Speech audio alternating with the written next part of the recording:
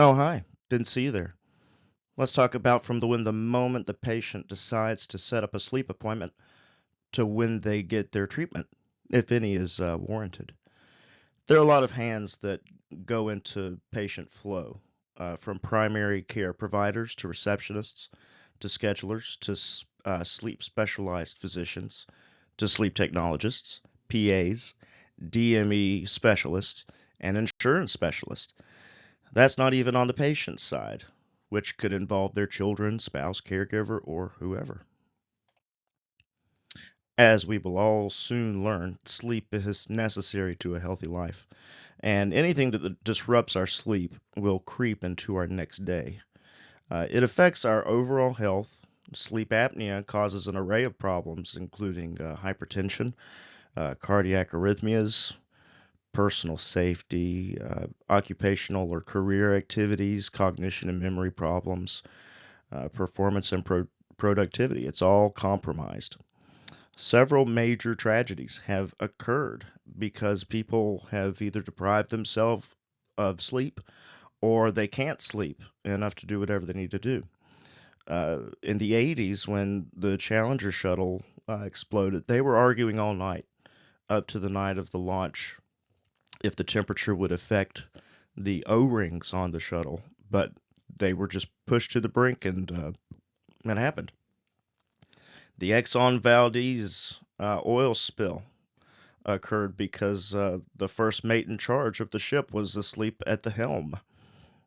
That was a $2 billion cleanup and caused severe ecological damage. Drivers fall asleep behind the wheel of automobiles all the times, and sometimes it kills people. Even worse, it can kill people who were just in the wrong place at the wrong time. Some of those people happen to drive 18 wheelers and some fly airplanes. In 2016, a train crashed because the engineer had fatigue due to undiagnosed sleep apnea. A lot of lives depend on people doing their job well. And then when you don't sleep well, you won't do your job well. Physicians use tools to predict or screen patients for certain disorders.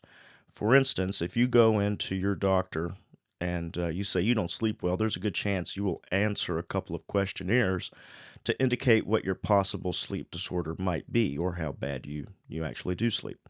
There are four major screening tools that providers can use to detect sleep disorders: the Epworth Sleepiness Scale, the ESS, the Berlin Questionnaire, the Stanford Sleepiness Scale, and the Pittsburgh Sleep Quality Index. Not all of these predict the same aspects of sleep, and but they each use different scales and carefully worded questions to narrow down the possibilities within a certain realm of sleep medicine. Uh, a lot of these questionnaires and others are used in conjunction when sleep labs give out their initial sleep questionnaire, which can be up to 6 pages long and ask just about every sleep related question.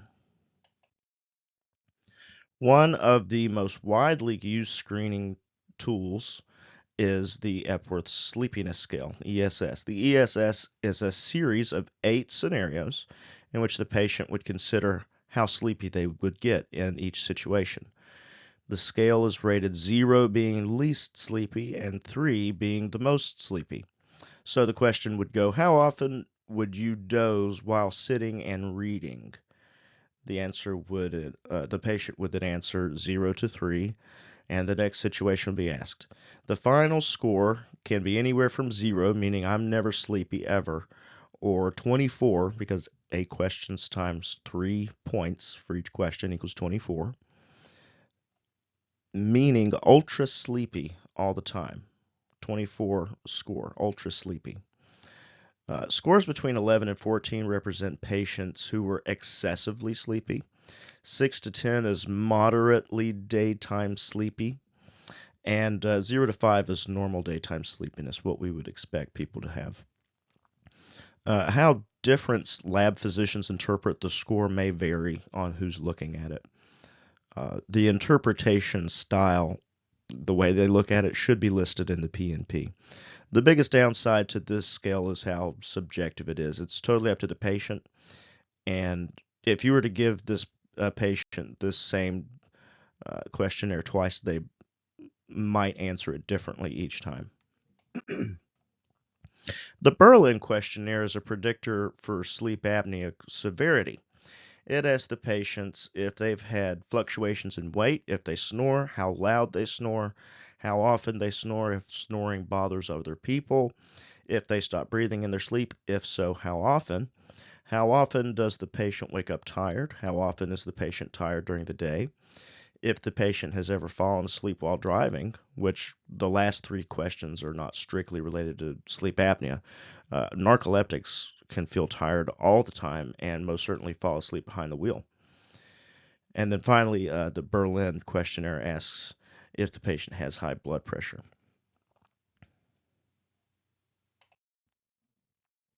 The Stanford Sleepiness Scale indicates how sleepy a patient is right when the patient is filling out the questionnaire. This is typically done before the patient goes to or tries to go to sleep for a sleep study, and then they'll do it again for when the patient wakes up. Again, this scale is subjective and totally up to how the patient feels. Some physicians use this scale to determine whether a patient is too sleepy to drive home safely by themselves. It could also indicate how well a patient feels after a night of CPAP titration. The Pittsburgh Sleep Quality Index exclusively inquires about how well a patient believes they sleep. The quality. What does the patient think about it? It measures several aspects of sleep, including normal bedtime, subjective sleep latency, wake time, subjective sleep time, and several reasons for why sleep is interrupted, such as do they believe they can't breathe properly? Is it too cold? Is it too hot? Are they experiencing pain, etc. You'll uh, encounter a bunch of patients who are in pain and they might take medication for it, and you can tell a lot of times in a sleep study if it when that medication wears off because they will wake up and they'll be hurting. So the Pittsburgh Sleep Quality Index tries to determine what the patient subjectively believes is wrong with their sleep with the power of suggestion. It does not physically list a lot of common reasons like restless legs or if you're scared to go to sleep, if their bed partners bother them, but it does have a section to list other reasons. The stop bang is an acronym, it's a sleep tool, to indicate the likelihood of sleep apnea. Counting the yeses suggests the patient's chance of OSA. You ask a question and you answer yes or no to it. If you get 0 to 2 yeses, that's a low risk for sleep apnea. 3 to 4 yeses indicates intermediate risk or moderate. If you have 5 to 8 yeses, that's a high risk of sleep apnea. And stop bang doesn't really mean anything. It's just a clever way to remember snoring, tired, observed, pressure, BMI, age, neck size, and gender. Males are automatically predisposed to sleep apnea versus women. For the yeses, we want to know, do you snore loudly? Are you sleepy during the day a lot? Has anyone seen you stop breathing? Observed. Uh, are you hypertensive? Pressure. Are you over 35 BMI? Body mass index is B. Is your neck large? Neck size. Are you a man? I forgot to put in age, but it's on there on the screen. And are you a man? Uh, and that's not questioning your fortitude. It's asking, are you a man? XY chromosome. Primary care providers use stop bangs to determine if the patient needs a referral to see a sleep specialist. If you live in Greenville or Raleigh, you may have noticed quite a few sleep labs to choose from if you need a sleep study. The primary care provider who is responsible for referring patients has to consider several things before they can recommend a sleep lab. Does the sleep lab accept patient insurance? Is the sleep lab accredited by the AASM or other governing body? Is the sleep lab known for being a nice place with friendly people or good service and a positive treatment experience? Or is it gross, inhospitable, and did nothing for the patient except make them never want to go back? Can the patient even be seen because some labs won't accept pediatrics? Is the location of the sleep lab close enough for the patient to get there safely and comfortably? Will the patient feel comfortable, safe, and taken care of during their stay? And quite importantly, how good is the sleep lab at scheduling appointments and studies and sending the results in to the provider? All these are all things that thoughtful providers think about before sending their patients off. Once the provider has chosen a sleep lab for the patient to attend, the sleep lab physician will have an appointment with the patient. This isn't a complete list of everything that could be covered in a consultation appointment, but it should be relatively similar.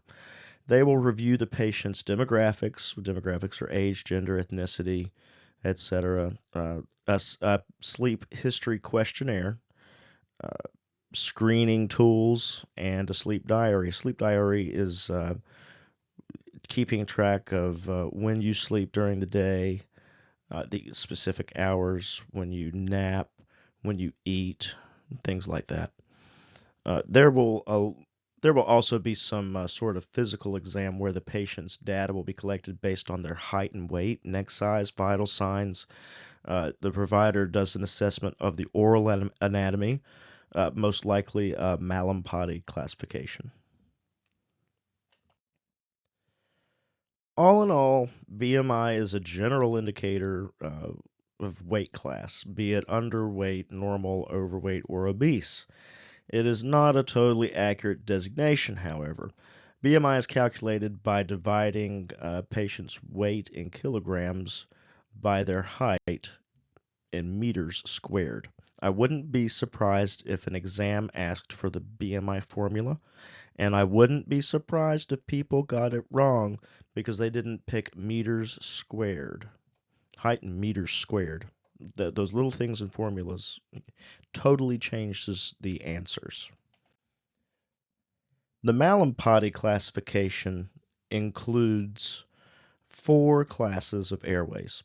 Classes 1 and 2 are normal and mild airway visibility, and classes 3 and 4 demonstrate a crowded airway. There's a lot of anatomy there to relax and obstruct the airway, especially if that person is sleeping, and definitely if they're sleeping on their back and rim. Patient scheduling is an enormous and tremendous task. They have to try and make everybody's scheduling fit together, including the patients, physicians, technologists, and all the other supporting staff. They must be trained well enough to understand the difference between all of the different kinds of studies and when to order what study and during what time of the day to accommodate some shift workers, all while collecting insurance and pertinent information. Different studies are paid different amounts, and all coding must be totally accurate. Once the patient has a physician's order for a sleep study and insurance has been approved and the patient has a scheduled study scheduled, the patient finally arrives at the sleep lab. Depending on staff, generally the technologist will show the patient around the lab, especially where the bathrooms are, where the technologist room is, where the exits are, where the hookup room or location is, and where their room is.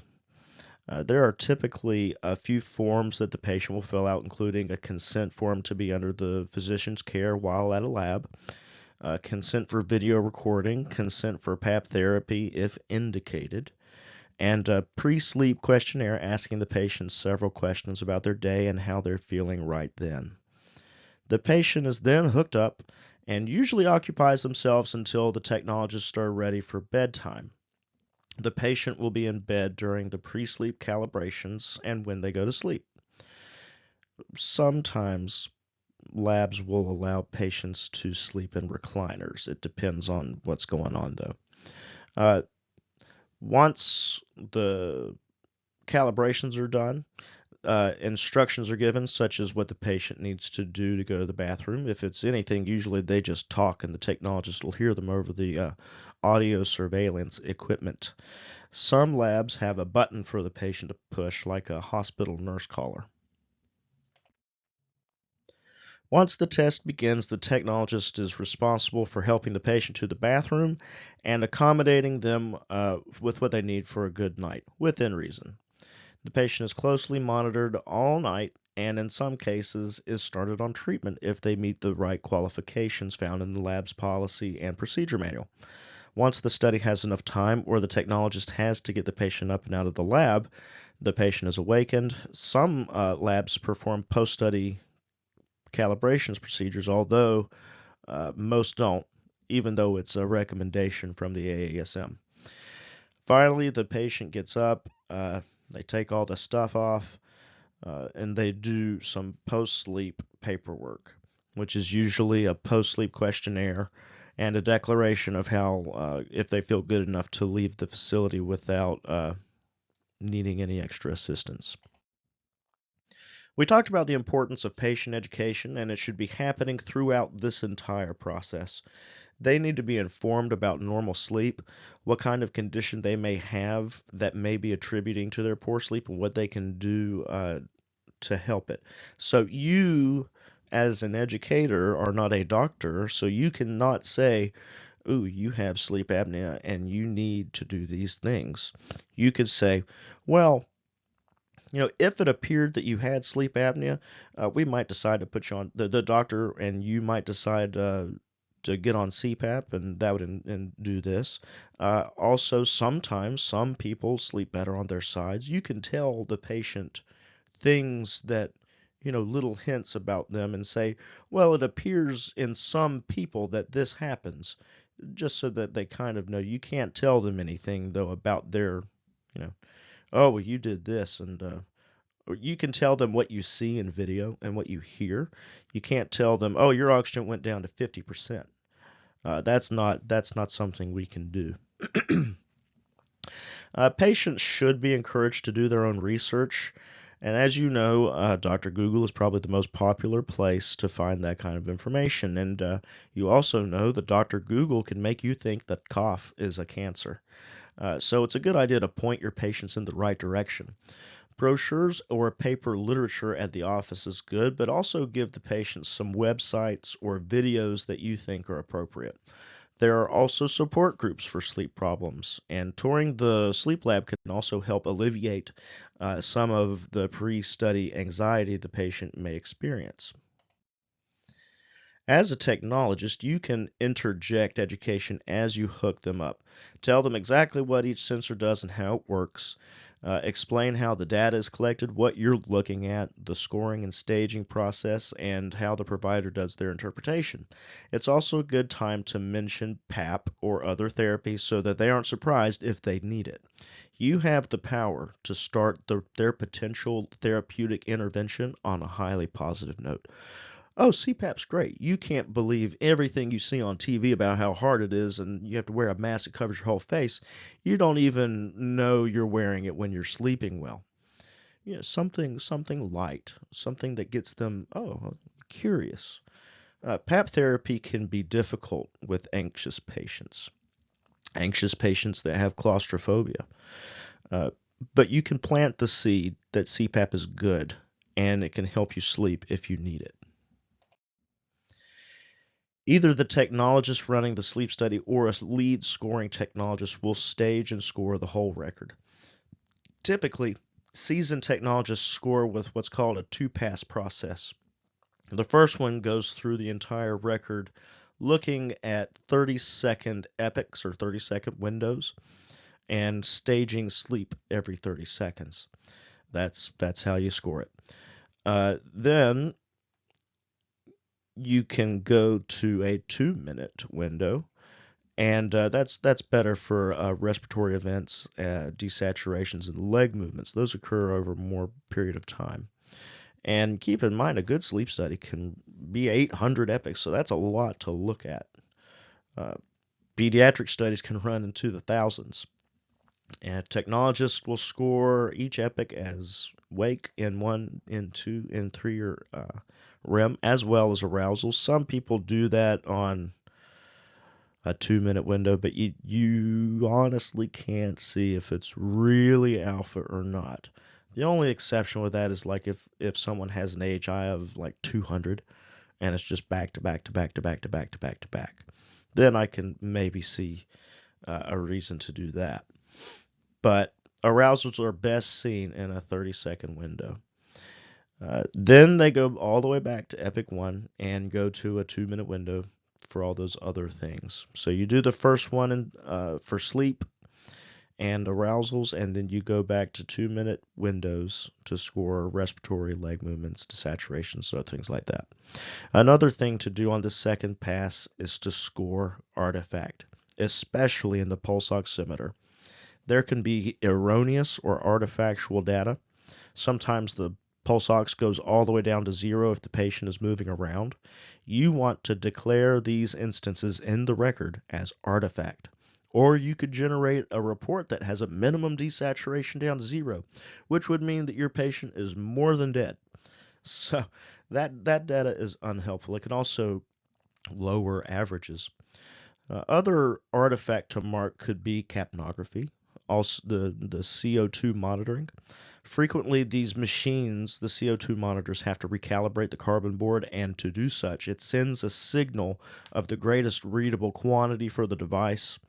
And for the ones that I've used, it was 111. And if you don't band all that 111 as artifact, it'll come up as this patient had minutes of 111 millimeters of mercury, and that's awful, unheard of. So that doesn't work that way. So you have to make sure the computer can't tell artifact, so you have to do it for it. And it's usually just clicking and dragging and probably a right key that you can use for artifact. Once everything has been staged and scored, a report is generated. The technologist has to make sure all these numbers are accurate. If there are a lot of zeros where there should be real numbers, that means there's an issue and it needs to be fixed before it's sent into the physician to read. Another big issue with generating reports is PAP. On a lot of software, every time that you increase or decrease or just change CPAP, there's a table that you have to input the time and the PAP pressure for it to correctly synchronize the events with the right pressures. If it's not done, it can totally mess up a titration report. So once the report is generated, the physician reviews the study in native form, a very raw form, as well as the technologist's generated report. The physician then creates a document, usually from a template, that includes information from the study and their interpretation with potential treatment options if necessary.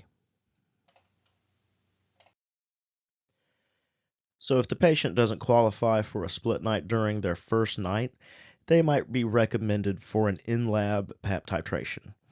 These are frequently referred to as second night studies. Typically, the technologist would bring the patient back to the room after they arrive, and then the technologist would begin the PAP titration education process. It's the same as a regular sleep study in PSG, but without the cannula and thermistor, and with the CPAP interface. Interface is a fancy word for CPAP mask. If I haven't already said it to you, I'm going to say it a million times. There's a million different ways to say one thing in sleep. Like slow wave sleep could also be delta wave sleep, high amplitude sleep, um, non-REM 3 or non-REM 4. All those things are the same thing basically. So when you get the patient, introduce them with the mask. One way to do that is you just have the patient hold the mask to their face. You don't even strap it on. You just put it up to their nose or their face and get it snug just enough for the pressure to seal. Before you want to turn the CPAP on, you want to make sure the CPAP is on 4 centimeters. If you go into a room and sometimes they've done a CPAP titration the night before, that patient might be up to 16 centimeters. And then if you put 16 centimeters on a patient for their first experience on CPAP, it's going to blow them away, literally. So Before you do anything with a new person on CPAP, make sure that the CPAP is set to 4 centimeters. If not, maybe 5 or 6. But four is a great place to start at. that that's that's a rude way to introduce someone. So now they can hold the mask to their face and take it off if they really need to. In the hundreds of CPAP titrations that I've done, uh, I've only had a handful. I'm saying maybe 5 people who were so afraid of the mask right when I would put it on, they took it right off. It didn't happen very much to me. So, but this is really holding the patient's hand to make sure they're feeling okay. So once you get to the point where they can hold it to their face, you turn the machine on. Let the patient breathe for a little while on the against the pressure. You can offer more masks to try if the lab allows it. I believe uh, you know, patients need to have options. You never know what kind of mask is going to make them love CPAP. The first mask often is not always the best. A lot of people are like, "Hey, give me that sexy looking nasal pillow that doesn't look like hardly anything," and they're like, "Oh, that's not great." But when they try the nasal mask, oh, that's pretty nice. Uh, Patients on CPAP for the first time are going to respond differently every time. One one person told me it felt like they were underwater, which I thought was kind of neat. But the key is to not focus on breathing. Some patients don't feel like they are breathing against the pressure, but they really are. They're breathing just fine. It just feels strange for the first time that they do it. Everything's pressurized. If the patient is on nasal pillows or anything nasal, don't let them open their mouth. When they open their mouth, the air will come straight up like that, and the machine will ramp up the pressure, trying to compensate for that leak, and that can be really irritating. Remind the patient that if they change their mind or want to change the mask, they can call for you during the study and change it out. Every word you say has the potential to sway a patient towards or away from CPAP therapy, and all it takes is that one pet peeve that they have, and you mention it, and it's over. As many as 50% of patients are non-compliant, and they're suffering for it. I don't like the using the phrase selling it, but in a sense, you really are. You're having to convince the patient to use this therapy for their health, but a lot of them don't believe it works, or it keeps them awake more than it keeps them asleep. Reassure these patients that there is always assistance ready to help if they do have issues. CPAP trouble uh, is not a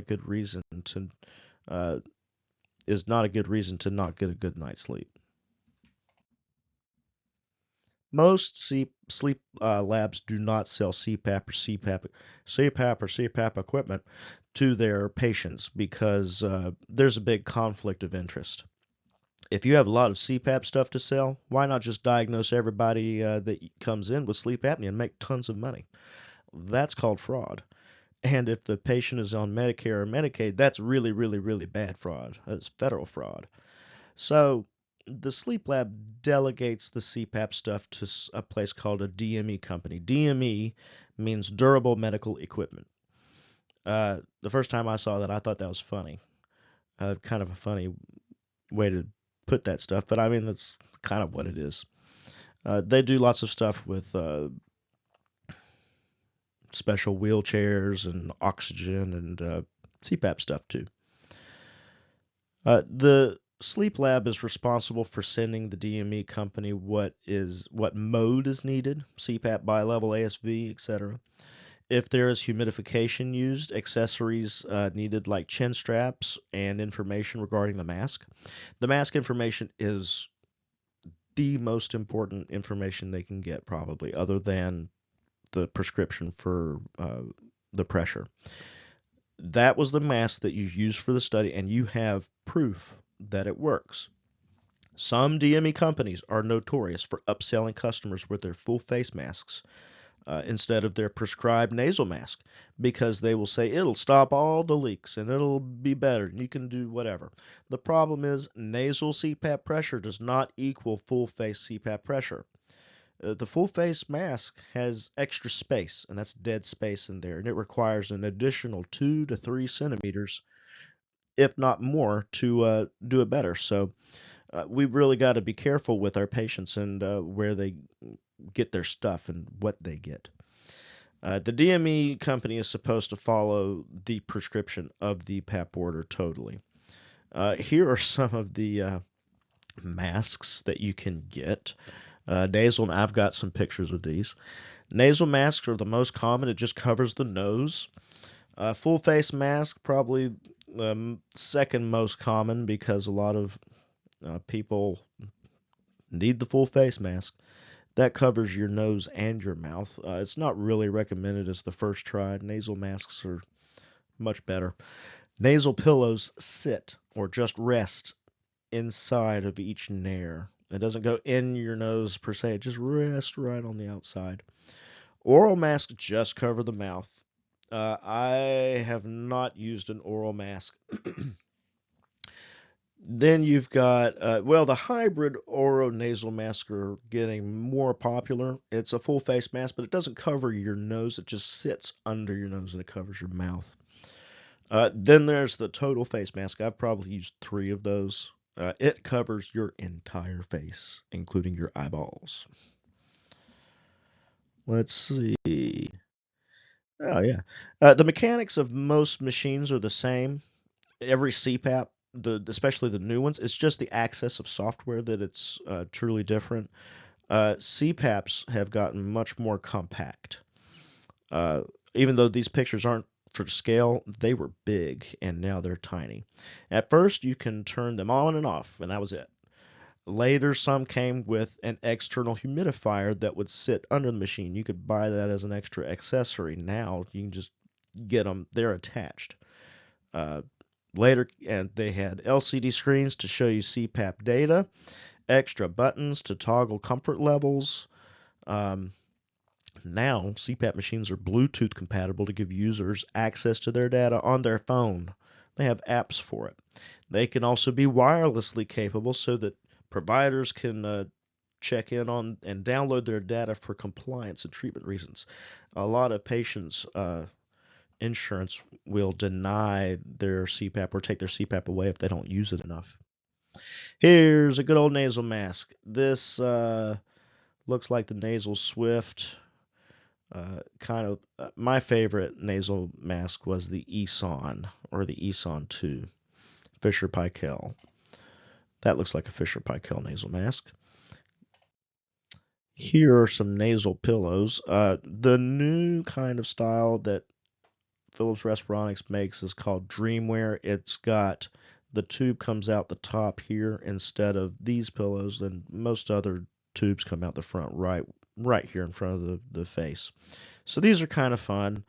This whole tube here that goes around the face is all pressurized and it delivers the pressure there, and so you can kind of turn and it's supposed to keep the hose out of the way. Here's the classic full face mask, goes over the nose. This looks kind of like a Sim Plus, but looks like a cheap kind of Sim Plus. These were my favorite full face masks. They just fit very well. Here's the hybrid full face mask. Sits under the nose, and there's a hole there to allow pressure to go in. This is the Dreamwear, so it's got the over the head tube. All this here is pressurized, and you can see all this dead space in here. That's why you have to pressurize an extra 2 to 3 centimeters. Total face mask. Covers the whole face. Can you imagine sleeping with that? Some people do. After the patient has tried treatment at home for a trial period, the lab staff makes sure to follow up with the patient. They want to know if they got all the necessary results that they needed and if the DME company did what they were supposed to and if the patient is satisfied with the services. Once again, you can't rely on the DME company to properly educate the patient.